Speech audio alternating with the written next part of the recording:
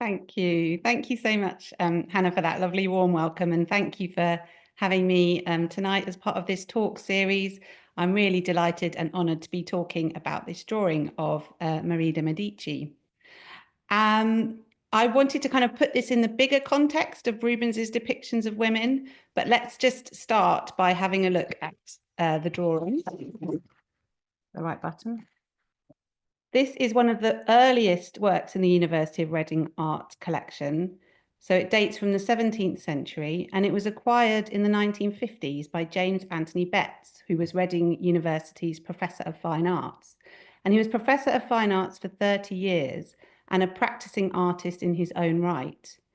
One of his great legacies is the university's drawing collection, which he developed for teaching purposes in the 1950s, and he managed to acquire this using departmental budget. His funds didn't allow him to buy a comprehensive collection of celebrated masters, but nevertheless, he was clearly looking to develop a teaching collection that demonstrated a range of styles. So we have in the collection, as I'm sure many of you are familiar, pen and ink studies, black charcoal sketchbooks by artists like Jost Ammann and Delacroix. And also he was interested in collecting the old masters of the future. So he was collecting drawings by modern British artists such as Henry Moore and Walter Sickert. These were really well suited to his modest budget, and he was able to acquire them directly from artists, many of whom were his friends. And these drawings are they follow a similar trend in that they're often observational figure studies with an emphasis on the human body. So in that way, this study of Marie de Medici really fits with Betts's interest in collecting for study for artists to look at.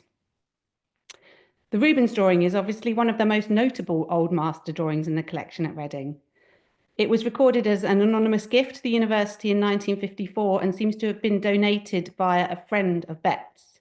And it was only in 2013, when conservation was undertaken on the drawing, that it revealed a very kind of strong provenance for the drawing through the hidden collector's stamp in the corner, which showed it was owned by a number of renowned drawing collectors throughout its life.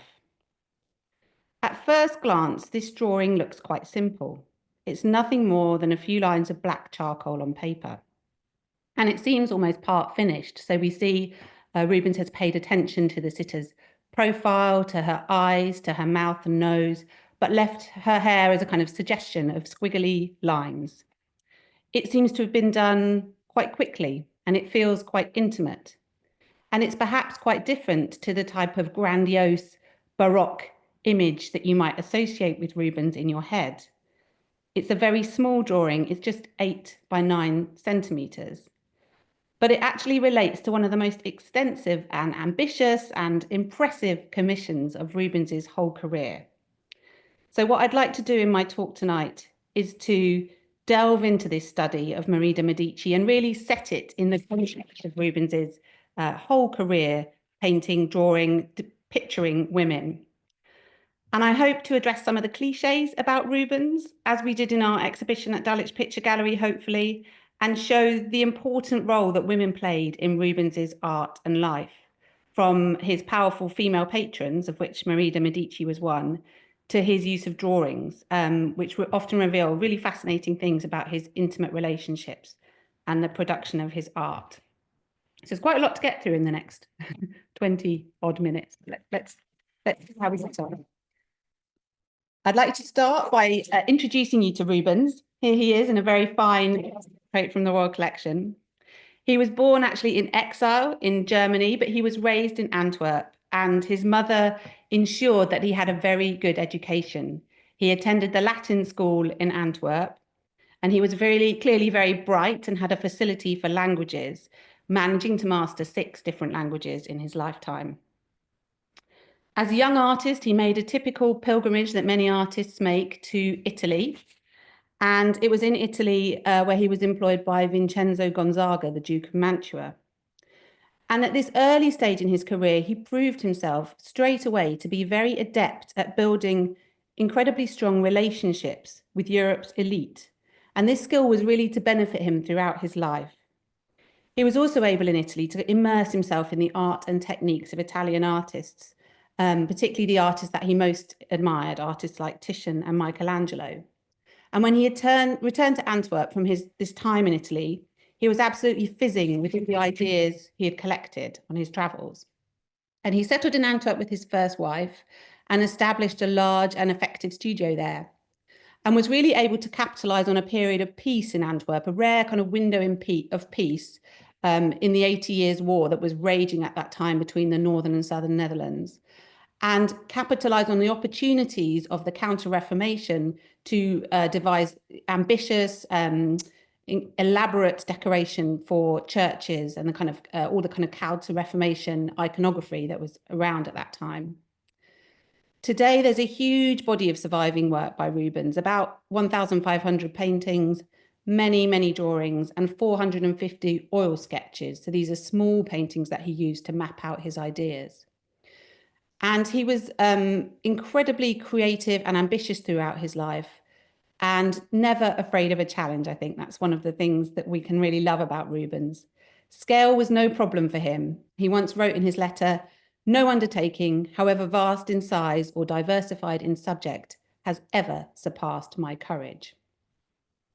So we're looking here at an incredibly versatile artist who was able to take on big, ambitious commissions, but also able to create intimate and smaller works intended for private devotion. Rubens was also much more than just an artist. He was also a collector, a connoisseur, and a diplomat. He was socially ambitious. He didn't see himself as a painter. And I think from this self-portrait, we can see he hasn't portrayed himself with a palette and brush. In fact, he never did in his life. Instead, he presents himself as a gentleman with his hat at a kind of rakish angle, the flash of a gold medal at his neck, and he's wearing somber, black, expensive clothes. So he's really trying to promote himself here as a gentleman at ease with the great and good of European politics. And indeed, he managed to be knighted twice in his life, first by Charles I of England, and then by Philip IV of Spain. Today, Rubens is perhaps best known for his buxom female nudes. And I'm showing an example of the type of image that you might think of when you say the word Rubens today. And cliches about his art have been around since the 19th century at least, when the adjective rubenesque was first coined, and this was used to describe a fuller figured woman. Clearly, his paintings are highly sensuous and tactile. We can see he's able to render living flesh with a real sense of warmth. And we can see the contrast here between the white, almost glowing skin of Venus's back and the black skin of her attendant, who's running her hands through her kind of rippling sheen of her golden hair. So it's a very sensuous, very tactile image of a woman. And these are often associated with male desire. So I love the quote from the American author Ray Bradbury, who says, "Rubens, all bosom and bum, big cumulus clouds of pink flesh, eh? You can feel the heart beating like a kettle drum in a ton of that stuff." So for some, Rubens is really associated with this sort of ideal beauty, almost a very sort of sensual image of women. But this type of female body has been gone in and out of fashion throughout the centuries, and it could also have negative connotations. So we're looking here at a caricature by Edward Burne-Jones of a Rubensian woman, which clearly went against beauty ideas. And in our exhibition, Rubens and Women at Dulwich Picture Gallery in 2023, we sought to delve deeper into Rubens's depictions of women and try and unpick some of these cliches, these kind of persistent cultural mores, if you like, around Rubens's women, and in fact reveal just how multifaceted and rich the characters, the female characters and people that Rubens painted were. So I wanted to talk first of all about Rubens and female power. And I think this is a great image to sort of make that point. In this painting, power is deployed in quite a typical way. If you're familiar with kind of history of art, it's through the sitter's beauty, which we can see in her face, and then the evident references to her wealth and her status. This is one of a handful of dazzling full-length portraits that Rubens made very early in his career when he was in Italy. He uses a kind of grandiose architectural setting behind the woman. So we see this kind of arched palazzo setting that he set her in. And he was in Italy for about 8 years when he was painting these types of portraits. He was ostensibly in the service of the Duke of Mantua, but he was also able to travel to other parts of Italy. So he traveled to Rome, Venice, and Genoa. And it was in Genoa where he started to get to know the wealthy banking families. Genoa was at that point a very wealthy, an important trading hub, a bit like Antwerp. So Rubens fitted in very well there. And it's thought that this is a portrait of Maria Marchesa Serra Pallavicino, and she is the 30-year-old wife of Niccolo Pallavicino, who was one of the Genoese wealthy banking families who were lending money to Rubens's employer, the Duke of Mantua. This portrait really, I think, speaks of her wealth. We see the shimmering satin of her skirt, her gold bodice and stomacher, kind of incredibly rich and encrusted. And then if you look at her sleeves, her long hanging sleeves, just sort of rippling down from the chair, they're also lined with gold. She has this huge millstone ruff around her neck, which is again a real kind of signifier of her status and her wealth. And her hair is ornamented beautifully with a white egret feather and some flowers. She's life-size, really, this painting. So we crane up to look at her. And she sort of dominates and looks down at us. And we sense also that not only is she sort of beautifully dressed, but she's also wealthy. She has this parrot perched on the corner of the chair, and she's holding a fan in her hand. So this would have been an imported item from Japan. So this is a kind of worldly status statement, if you like, this painting. And as we crane up to look at her, we might be just about eye level with the bottom of the painting, which I'm going to show a detail of here. This little square at the bottom of the painting highlights where there's an inscription that Rubens left, and I've enhanced that in a detail in the left-hand side, which translates as Peter Paul Rubens painted this as a gift of singular devotion. And it suggested that he might have painted this for Niccolo Pallavicino, but on behalf of the Duke of Mantua. So the Duke of Mantua was always almost asking Rubens to paint this painting to say thank you to his creditor and perhaps to settle a debt. And what a way to settle a debt with this kind of fabulous portrait of a woman, of his wife. So Rubens creating images of female beauty and status for a network of male patrons is perhaps not that surprising. But what's more unusual, or something that you might not think about when you think about of Rubens, is the role of his female patrons and how important they were in his career. And a really key woman in Rubens's life is the woman that you see on the right-hand side here, the Archduchess Isabel Clara Eugenia, who was the governor of the Spanish Netherlands. This is an image of her quite early on when she came to power with her husband, Albert, who's on the portrait on the left. So this is a double portrait of them.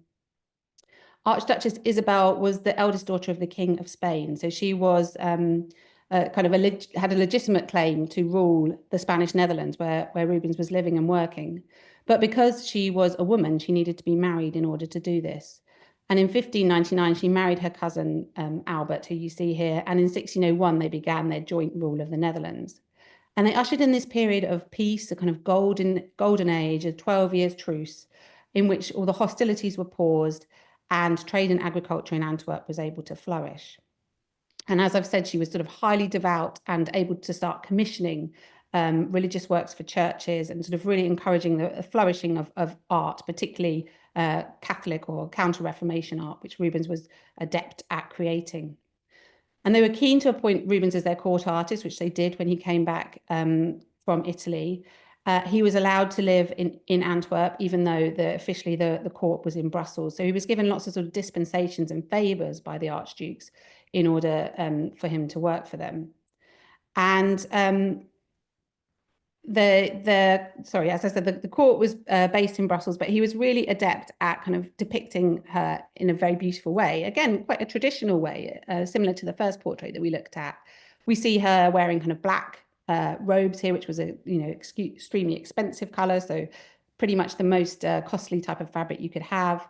She also appears to be very pious. She's wearing these kind of big black cross in the middle of her chest, and then a medallion with the Virgin on it. So this is kind of presenting her as this kind of Catholic ruler, but nonetheless in the kind of model of a sort of fashionable woman of the period. But what's really interesting in Rubens's depictions of Isabella is what happens a bit later in her life. In 1621, her husband dies, and this brings an end to the 12 Years' Truce. There's also a change of power in Spain. So the Philip IV comes to the throne in Spain, and he's just a 16-year-old at the time, and starts to kind of really throw his weight around. So Isabella continues to rule as the governor of the Spanish Netherlands, but she's now ruling alone without her husband and without her kind of allies that she relied on in Spain, and her powers start to be curbed. So she makes a decision at this point to join the lay order of St. Francis and don the habit of a Poor Clare nun. This is a way to kind of really demonstrate her piety and her inner strength. And she goes to Rubens to create her kind of iconic image of her at this point in time. And this is a really small scale panel painted probably from life, and it becomes her official likeness that Rubens made in 1625. This goes on to be reproduced in multiple ways, in decorative schemes, in tapestries, in paintings, and it really becomes that kind of public face of the Archduchess. I think it's remarkable for its sense of intimacy, but it's also so unidealized, and a really close look at this powerful and deeply pious woman. Much like the picture of Marie de Medici, the drawing that we started the talk with, it's perhaps not what you'd expect from a Rubens image. She's modestly dressed, she looks quite severe, but we know that this intimacy was not just feigned, this was real. So they had a very close relationship, Rubens and Isabel, and she would rely on him really to travel on her behalf to foreign courts and spy and share things that he'd heard there, to listen out, to convey letters, to convey her wishes to the people that he would be close to in the courts. And this was commented on actually by diplomats at the time. The French ambassador in Brussels described how she listens nearly every day to the suggestions made to her by Rubens. So she was really kind of held Rubens in her confidence, and increasingly began to rely on him as her kind of eyes and ears throughout Europe. So we know that Rubens was trusted by female rulers and known for his ability to navigate the kind of complexities of court life. And what I wanted to talk about next, just to sort of give some background to the Marie de Medici drawing, is his use of drawings. Rubens used drawings in an incredibly modern way, and they formed a kind of a visual repository for him. And we know that he kept this very closely guarded. He asked his assistants to lock his drawings away whenever he wasn't there. And he specified that after his death, his drawings should be kept within the family in case any of his sons might want them in the future as artists. So they were very much sort of seen by him as his intellectual property, and extremely valuable in his creation of artworks, particularly as he ran a large studio and needed to kind of rely on them to convey ideas. And his reliance on drawing started quite early in his career. So we're looking again at an early drawing that he made when he was traveling in Italy. Probably started in Italy and may have completed it when he came back to Antwerp. But as he was traveling around Italy, he made many, many drawings after sculptures, such as this one. And this is actually, I'm showing you the image here of the sculpture that it's made after, which is the tomb of Giuliano de Medici in Florence. It's a sculpture by Michelangelo. This is one of Rubens's kind of greatest heroes, one of the artists he really admired. And he drew seemingly, from this sculpture on the spot, this figure of night, a female personification of night. He looked to ancient sculpture. He kind of revered ancient sculpture, but he wrote in his pocketbook and in his thoughts during his travels in Italy that his paintings should not smell of stone. And I love that phrase. They should not smell of stone. He knew that in order to translate all the beauty and the kind of ideals that he admired most in ancient sculpture, he needed to also look at life models. And this drawing of Psyche from the Royal Collection is a really interesting example of how Rubens might have used life models in his work. So this is a study which has been also used for a painting here of a woman. This is Psyche, the beautiful mortal woman who falls in love. And this is a moment when she's holding up her lamp, kind of revealing her lover, and it's a mythological story. But what's really interesting, I think, if we look at the drawing on the left-hand side, is it doesn't look as if Rubens has looked at a female nude for this body. It looks very much that he's been studying male bodies for this. And this is probably not surprising. At this time in history, it would have been much easier to come by male nude models than female models. And Rubens would have had access to kind of studio models that he could have drawn from. But he clearly, thought carefully about the pose that he wanted and drew this sort of male figure, and then managed to translate it by the time it came to being a painting into a more kind of female-like body. We know that, or there seems to be evidence anyway from Rubens's drawings, that he posed life models in the poses of ancient sculptures. So this is a really interesting drawing in the British Museum, where a figure seems to be posed in the pose of the spinario, or the thorn puller. This is a kind of celebrated Hellenistic sculpture that was much copied in the 16th and 17th century and known through replicas. But it's almost as if Rubens, in his drawing, has had a life model sit and adopt that pose, and then he's drawn him quickly in kind of red chalk. And the figure in the sort of nearer to us, in the foreground of the drawing, is in the sort of traditional pose of potentially pulling a thorn out of his foot. But the figure towards the background looks more like a kind of naturalistic pose. He seems to be maybe drying his foot with a towel. So there's a sort of range of ways that Rubens seems to have looked at bodies, used bodies, and created this kind of repository, if you like, of ideas that was then going to inform his paintings.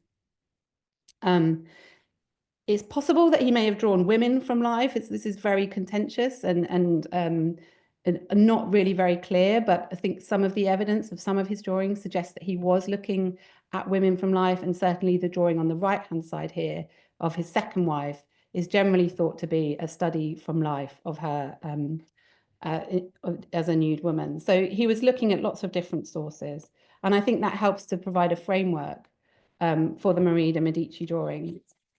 We know he also drew portraits of his family members, and often these were made for kind of his private enjoyment, for his possibly also for his solace, as a way to kind of capture them as they grew, changed, and also as they died. So this is his first wife, Isabella Brandt, on the right-hand side, and his daughter, Clara Serena Rubens, on the left-hand side, both of whom died quite tragically in the 1620s. But Rubens had these kind of wonderful lifelike drawings, or very quick oil sketch in the case of Clara Serena, to remind him of these women in his life.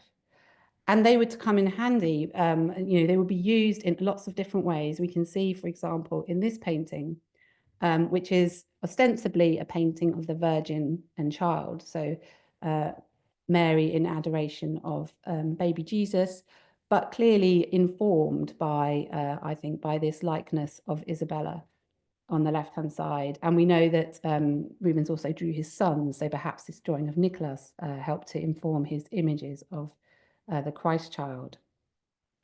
So we know that Rubens was held in sort of high esteem by his female patrons and sitters who trusted him. We know that he used his drawings in an incredibly modern way, and that he drew on a wide range of source materials, from prints and paintings to sculptures to works by other artists, but also that he relied on study from life to imbue these kind of artistic ideals with a real sense of living, breathing human qualities, I guess. And finally, we know that he was an incredibly ambitious and audacious artist who was interested in commissions that would really kind of test and stretch him. And remember that quote from his letters, that he's by natural instinct better fitted to execute very large works than small curiosities. He says, my talent is such that no undertaking, however vast in size, has ever surpassed my courage. And this quote actually comes from a letter he wrote about a painting of the lion hunt in September 1621. And it was just around this time when he was sort of boasting, I guess, about his appetite for challenging works, that he received this commission from Marie de Medici, which was sure to have tested his abilities. The commission came from Marie de Medici in about 1621, and she was the Queen Mother of France. And she came from kind of a very wealthy family. She was the daughter of Francesco de Medici, the Grand Duke of Tuscany, and one of the richest heiresses in Europe. And her marriage to Henry IV, the King of France, had been arranged and seems to have been, largely motivated by the large dowry that she brought, and she would help him settle his debts to the Medici family. They had a fairly unhappy marriage. The first of their 6 children was born in 1601, but Marie was not crowned Queen of France, until 1610. And the very next day, the king was assassinated, which raised suspicions about her. Marie went on to become regent of France, ruling until Louis, their eldest child, was old enough to rule alone. And he came of age in 1614. Technically, at that stage, he was old enough to rule alone, but Marie was not keen to let go of the reins of power. And she continued to govern in his name until he had one of her advisors assassinated and her exiled to Blois. And after a number of failed rebellions, she was pardoned and eventually returned to Paris to be readmitted into Louis XIII's council. And it's at this moment that she returns to Paris after this kind of very fractious relationship with her husband and then with her son, that she wants to arrive back in Paris and really recast the events of her life in a more favourable light. She wants to create a fabulous palace that will remind her of her childhood home, and she goes ahead with that. And that is the Luxembourg Palace. The Pitti Palace in Florence is where she grew up, and she commissions an architect to design the Luxembourg Palace for her, which will be her home in Paris. And it's still there today. It's where the French Parliament is housed today. But Marie envisaged it as this grand statement of her life. And she actually moved her whole household into the palace in 1625 while it was still being completed. The decoration of the palace was extremely important, and she decided on a dramatic series of canvases that would be devoted to the glories of her life. And who better to turn to at this point than Rubens? She was an astute patron of the arts and also probably knew Rubens by reputation. She was close to another of Rubens's important female patrons, the Archduchess Isabel Clara Serena. So it may well be through that kind of route that she got to know Rubens. But the commission that she approached him with was not for 1 or 2 paintings. It was for a really extensive series of 21 paintings for her gallery. And these would depict the events of her life at great scale. I'm just showing you a map here of the floor plan of the Palace of Luxembourg, and you can see the sort of size of the Galerie de Rubens where these paintings were to be housed. Marie actually kind of quickly fell out again with her son and left Paris. So today the canvases are housed in the Louvre, and this is a picture of how they look in the Louvre today, where the curators have designed a way to display them in the same order that they would have appeared in the Luxembourg Palace. So it's a really lovely way to kind of really appreciate the grandeur of this commission in the flesh still today. And you can see here, I think, hopefully, a sense of the vast scale of these canvases.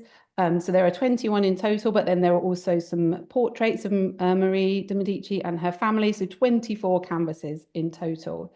And these are all about 3 meters wide by about 8 meters high. So they're absolutely huge undertaking for Rubens. There were considerable kind of practical challenges involved in the production of these canvases in Antwerp, where Rubens was mainly working on them, and then delivering them safely to Paris. He did go back and forth to France, but he kept his promise and finished these paintings by 1625, just in time for the wedding festivities of Marie's daughter, Henrietta Maria, to Charles I of England. As well as the kind of practical challenges of sort of painting these vast canvases, Rubens also faced significant artistic challenges, and here he deployed great skill. This was at heart a kind of propagandist series. The Queen was looking to really represent her life and her regency in a more positive light. But this needed to be done in the complex political climate where her son, Louis, was ruling. And added to this was the almost unprecedented request to devise iconography that glorified the achievements of a woman. There's never really, prior to this, been a series designed just around the glories of a woman. And Rubens responded with typical kind of verve and creativity by creating a chronological series that's populated with the events of her life, but mixed in with gods, goddesses, personifications, and mythical creatures to really kind of elevate these events, to recast them and show her as this kind of heroic figure, delicately sidestepping political scandals and really sort of forming a new and heroic vision of female power. But a key challenge, I guess, in the creation of the series was the requirement that the Queen was recognisable. In 1622, Rubens had requested a sculpted bust of the Queen to aid in his portraits of the series, but this did not arrive. And instead, it is thought that Rubens relied on studies he made from life, such as the one that's now in Reading University, to sort of craft and shape his image of the Queen. She played an active role in the commission and reportedly asked Rubens to paint 2 pictures in her presence so she could observe him at work. And this might have provided the occasion for live studies to be made. She certainly seems to have kept a close eye on the work as it progressed. And I'm showing you here an image of a number of other chalk studies that exist in collections now scattered sort of around the globe, but showing her head at a number of different angles.